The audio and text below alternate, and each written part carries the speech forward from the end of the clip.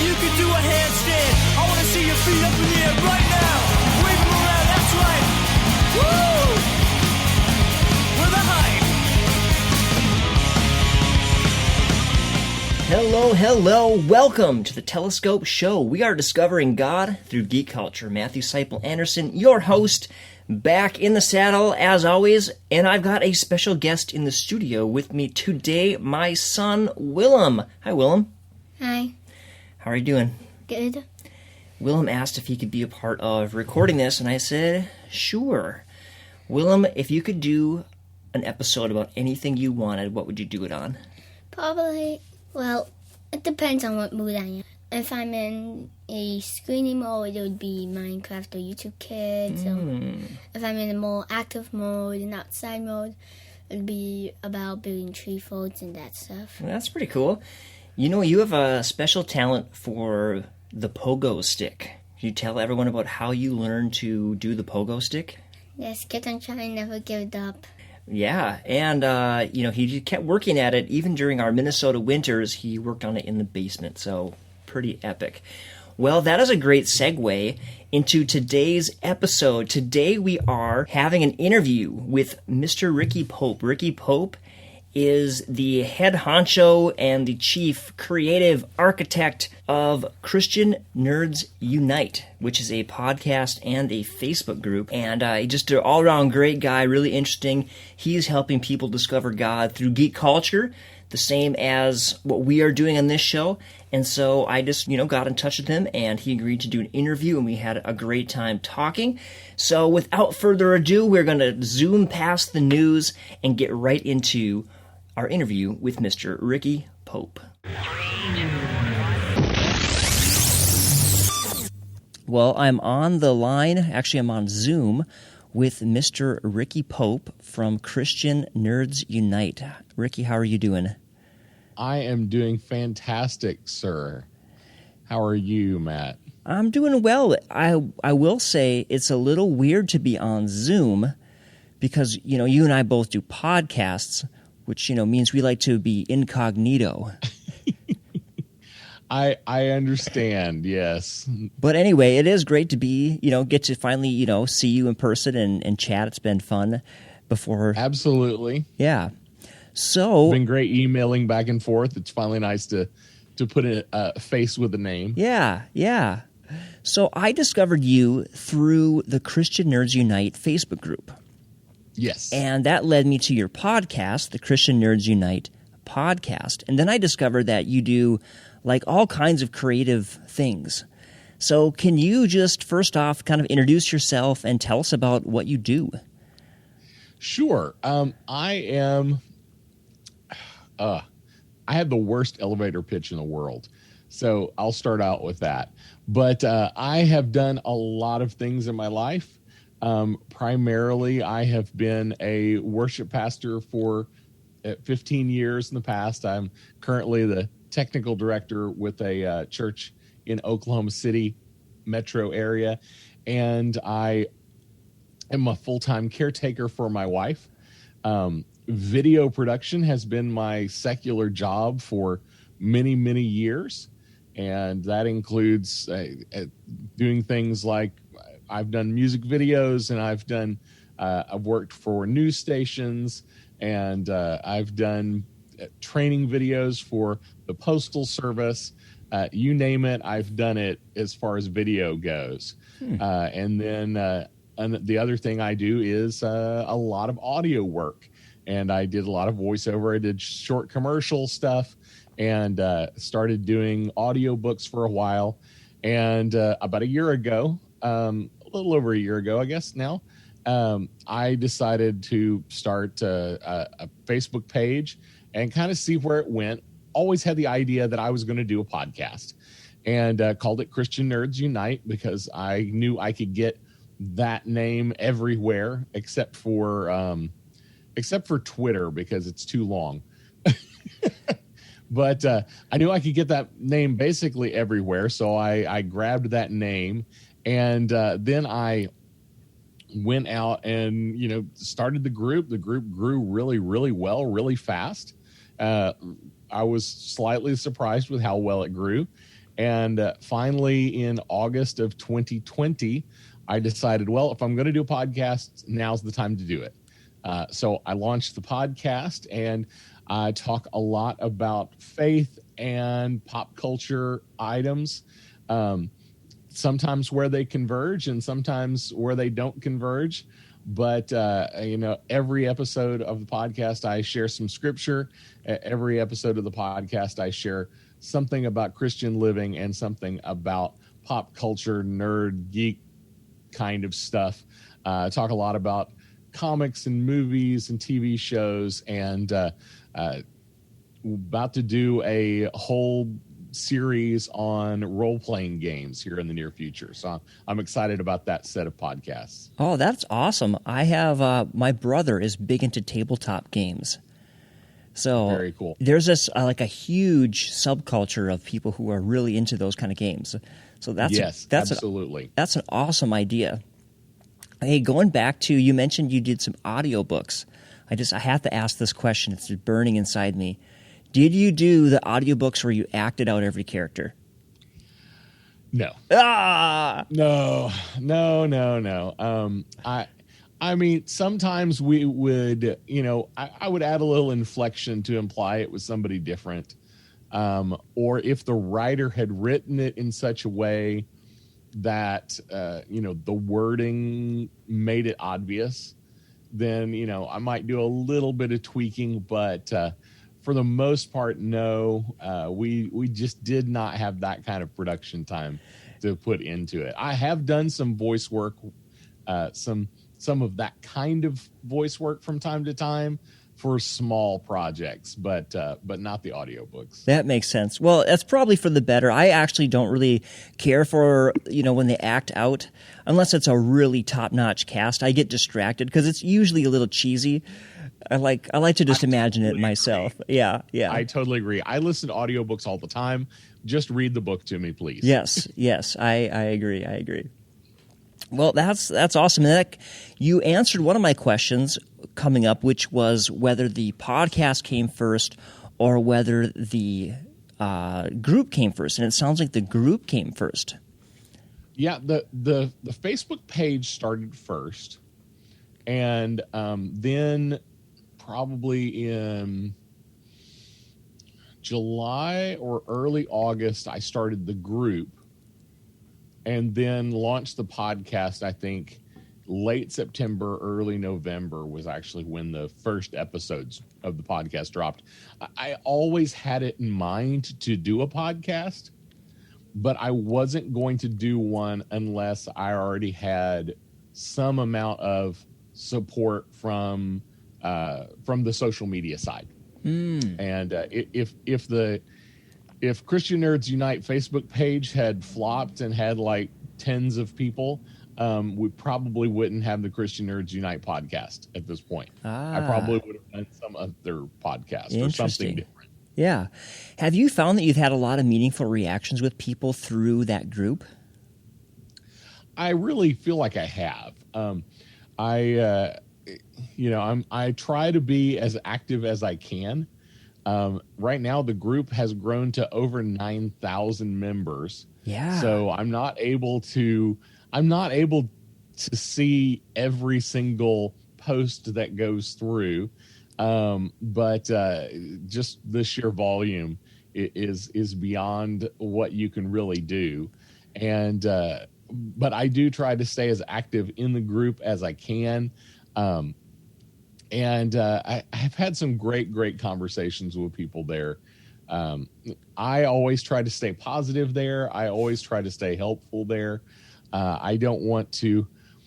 I want it to be, and I tell people this all the time, I wanted the Christian Nerds Unite Facebook page to kind of be an island in the storm that is social media. To not, we don't talk politics there. We try not to get into heated discussions there, and just some place that can be fun, that we can talk about our nerdy pursuits with people who also, know who Jesus is and follow him on a daily basis. Yeah, that's awesome. I think that's great. I mean, like you said, just a place to go when you have downtime, and you're not going to see a bunch of nasty stuff, because that's the big complaint I hear about social media so much is it's just a downer, and it's just nasty. Yeah, and I've definitely found that to be true. When I go onto the Facebook group, and the reason I ask the question is because even in my very limited time, just scrolling through posts, you find people who will really pour their heart out, it seems like, or they're going through a situation and they're reaching out, they're asking for prayer, they're asking for advice. And every once in a while I chime in, and it feels kind of good. Like you feel like you really actually might have helped somebody through that group. So yeah, it's very cool. So you personally, if you had to pick one series or fandom to do a podcast on, only one, what would it be and why? Maybe two. Ooh, only one. If it was only one, I would definitely choose the Marvel Cinematic Universe. Primarily because they're just putting out a lot of content right now. It's been a lot of fun. They're doing, I think, a really, really good job of that. And I'm a bit of a film nerd anyway. I've done tons and tons of video production. I do storytelling. Actually, this past episode of the podcast drops every Tuesday. I just dropped it a couple of days ago. It was specifically about filmmaking and storytelling. I've directed a couple of small short films that went through film festivals, and I helped produce a feature documentary about the town I live in, and faith, and a big tornado that blew through. And so I've been very active in the film community in Oklahoma City over the years. And so film is something I'm super, super interested in, that idea of telling people stories. And so if I had to pick one thing I would do a podcast on and just say that's all I can talk about, then I probably would do the MCU right now. Absolutely. That completely makes sense. I mean, the MCU it's also such a household thing at this point that, you can have a big audience, and just there's so many different avenues you could explore just through that universe. So yeah, that's definitely, I could see doing that one. I could see either doing like the MCU, or you could go completely niche and do like, I don't know, Doctor Who or Star Trek, or Trek would be pretty cool. Go ahead. I'm a big Whovian. I really enjoyed Doctor Who. And I grew up in the 70s and 80s, so I saw Tom Baker on public TV on Sunday evenings, when that was the only way you could watch Doctor Who. This is way back in 82, 83, after it had already played in England. So I'm a huge Whovian. I'm really into comics. I collected a lot of comics when I was younger and going into college. So I've done all these different nerdy things in my life. But I think right now that if you were to press me on it, I would say it's going to be that for now. But yeah, there's so many things that I would have a blast doing if you said you could only do one, but I don't know that it would be really hard. And honestly, it's why Christian Nerds Unite is what it is, because it was so hard for me to say, I'm going to do a podcast on one. Because I have friends that do a Star Wars podcast. That is what they do. They only talk about Star Wars. That's fine. I don't think I could only talk about Star Wars for the rest of my life. I agree. I'm completely with you, especially because the different franchises open up different avenues of ideas and things you can bring in. So yeah, I completely agree. So here's a question. I'm going off the cuff here. Let's say you got to sit down with the Marvel Muckety Mucks and they're like, hey, you're a podcaster, people listen to you. What are your ideas for our Marvel universe? What ideas would you be like, oh, this would be awesome, or that would be awesome? I've had some great ideas, and they've all been wrong. Every time I come up with something that I think they're going for, I am always wrong. I would really love for the MCU to do a big crossover event where I want to see them bring in the X-Men in a really, really effective way. And I'm a little disappointed that they haven't started at least hinting more. They are hinting very, very subtly. Some are so subtle that I'm not even sure those Easter eggs that people do videos are even about the X-Men. I'm like, I think you're stretching it.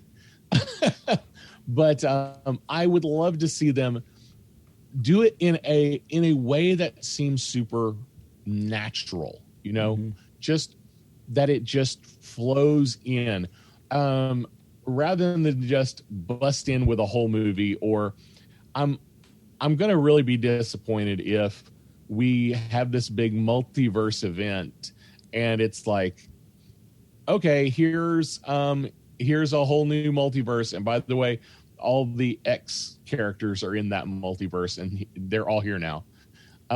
I think it's just kind of shoving them in there. This is still the story I tell, but I think it's jacked up too much now. Here's what I would love to see happen. I would love to see Black Panther 2, the second Black Panther movie. I would love Namor to show up as a semi-bad guy that ends up having to join forces. So, because Namor is technically a mutant, he fits in that same category. Okay. Since we're in Africa, it would be a great place to bring Storm Ororo in, because in the comics, she was this princess in Africa before she became an X-Men. So that would be a great way to bring her in.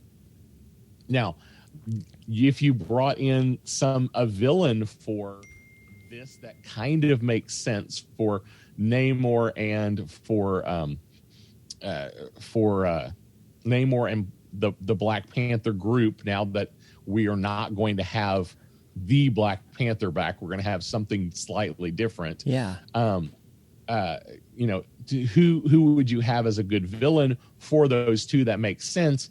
Dr. Doom actually fits really well for the comics, with Dr. Doom being a big bad, a multi-series big bad. I'm not excited about Kang the Conqueror being the next big bad for the foreseeable future. I think that's a poor choice.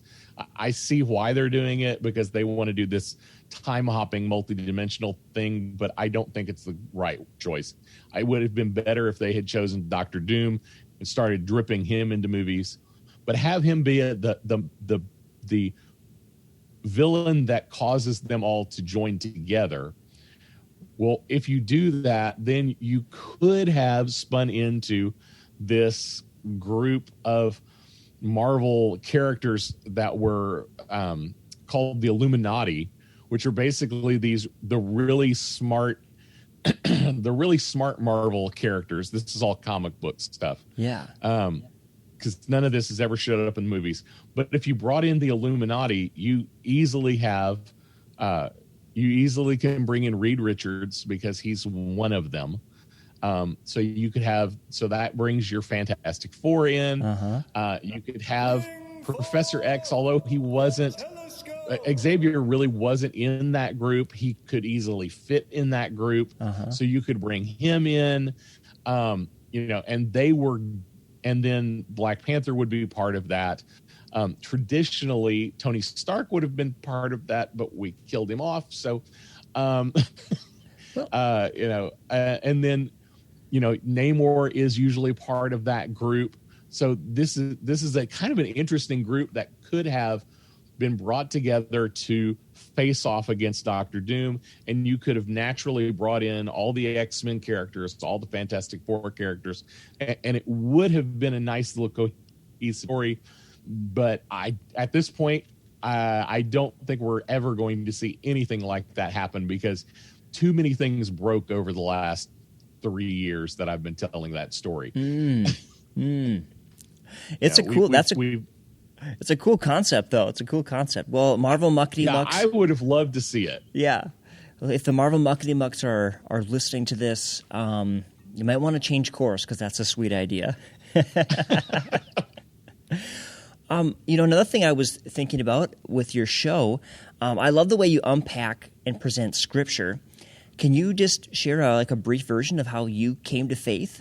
I grew up in a little town about an hour south of Atlanta, and we drove about 45 minutes to church every Sunday. I don't remember a Sunday that we didn't go to church. My family has always been attending. And I came to faith in that small little country church south of Atlanta. Yeah. And I remember, listening to the sermons, and this is the 70s. So I'm, about 7 or 8 years old, back before the advent of, children's church and all that kind of thing. So you're sitting there with your mom and in service, listening to the pastor. And I remember one Sunday, what he was preaching about just really finally clicked with me, that, there was something missing, and that was Jesus. Even though I'd been to Sunday school and, I knew all the things, but I realized that I had not really made that decision to make him part of my life. And that's that's really the whole story. After that, everything is, just growing up, and we moved to Oklahoma, grew up in a church that was a lot bigger now, and I got much more involved because we were much closer to the church, and started singing in the choir and helping lead the youth group with a small group of youth leaders that worked together, and ended up going off to Bible college and becoming a musician. I actually have a bachelor's degree in music, vocal performance, and ended up becoming a part-time worship pastor for 15 years. And so that progression has just been, after committing my life, it was just building a little bit at a time, over and over and over again, and people pouring into my life little bits of knowledge and little bits of scripture along the way. And it's brought me to where I am today. Yeah, that's awesome. Yeah, there's just that moment where the Holy Spirit just makes it alive to you, and yes, and that's your moment when you feel God tugging on your heart. That's it. I just think there's such a great intersection between things in the nerd world, these different imaginary universes, and faith, because really I feel like the arts are like a way to share, philosophical ideas, worldviews, and it's all wrapped up in these artistic works. And so I just think what you're doing is a great way to make a bridge between people and faith. Mm-hmm.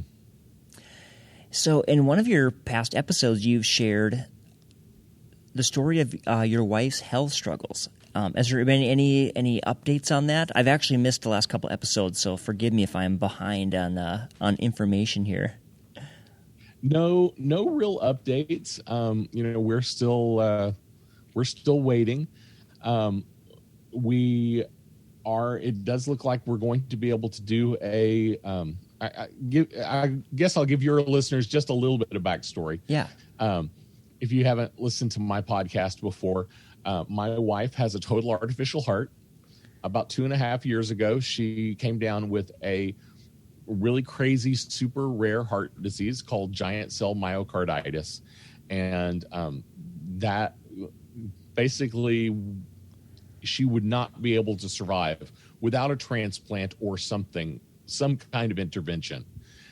Because of some extenuating circumstances, we weren't able to do a transplant at that time. And now, so we did the total artificial heart. 2.5 years later, we find out, probably because we don't know enough about that disease, that the reasons they weren't able to do a transplant then probably actually were false triggers from the disease rather than actual problems. And if they had known that at the time, we might have already had a transplant. But, COVID delayed things. So we're working toward a transplant right now. And there's a couple of things that we need to work on with her before they will be able to put her on the list. But we're hoping within the next 6 to 8 months that she will be on a list and we'll be able to do a transplant here in our local city. Great. Okay. That's cool. Well, we'll definitely be keeping you guys in prayer as we have been. Absolutely. You mentioned being a worship pastor. That's super cool. Is it your voice in your intro music for your podcast? It is not. I found that. A lot of times it's hard to find Christian music that is not just somebody singing an old hymn very badly. Yes. Hey, what's your favorite movie music? Do you have a favorite, like theme song or soundtrack?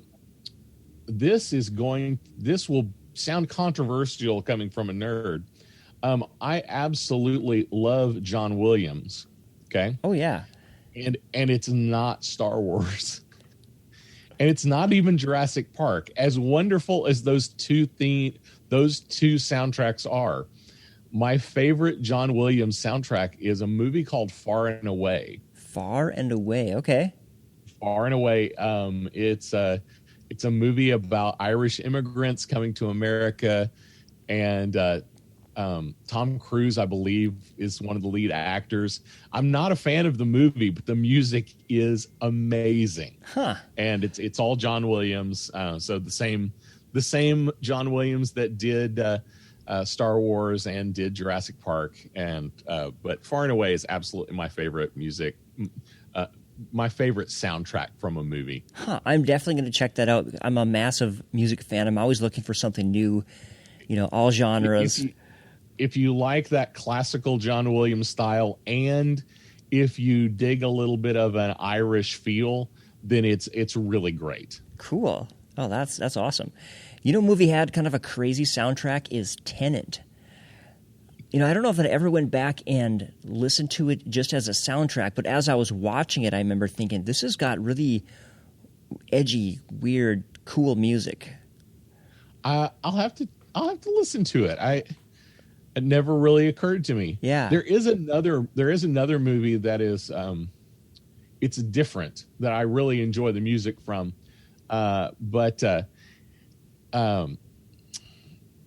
If you've ever seen the movie Hidden Figures, about the women that were involved in the space race in the 60s, the music from that, now they're all like individual pop song stuff, but whoever curated that list did an amazing job. Huh.